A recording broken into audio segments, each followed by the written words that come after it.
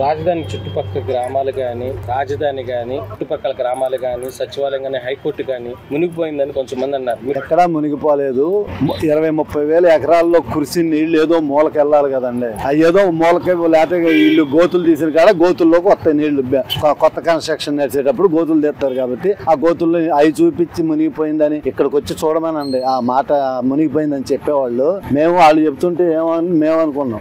నేను చేసేది వ్యవసాయమే. నాకు 10 ఎకరాలు వ్యవసాయం చేస్తా. 10 ఎకరాల్లో కురిసిన నీళ్లు ఒక దరికి కొట్టుకొస్తాయి. అవి ఎక్కడ ఇంకిపోవు కదా. ఒక మాదిరి వాన అయితే అక్కడ ఇంకిపోతాయి. మరి 30,000 ఎకరాల్లో కురిసిన నీళ్లు ఏదో పక్కకి రావాలి కదా. అవి బాడ వేడుంటే ఆడకు వస్తాయి. ఏ రోడ్డు మునిగింది? మేము వచ్చే రోడ్డు మొత్తం అన్ని నీటుగానే ఉన్నాయి. అదంతా ఫేక్ ప్రచారం అండి.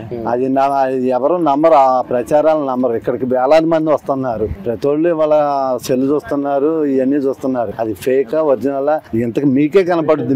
మీరే చూస్తున్నారు. ఎక్కడ మునిగిపోవడం, కొట్టుకుపోతే ఉన్న ఇళ్ళన్ని అన్ని ఊర్లే కదండి. ఎవడన్నా కొట్టుకుపోయి చచ్చిపోయాడా? అంత వర్షానికి ఏదో మూల కాసి నీళ్లు లేకుండా ఉంటాయా? ఆ రోడ్లు అంపటే ఉన్నాయి గోతుల్లో. అది కొట్టుకుపోయినట్ట. కొట్టుకుపోవటం అంటే జనాలు కొట్టుకుపోవాలా, మునిగిపోవాలా, ఆస్తులు నష్టాలు జరగాల, పంట నష్టం జరగాల. మాకు అది ఎక్కడా కనపడలేదు ఇక్కడ.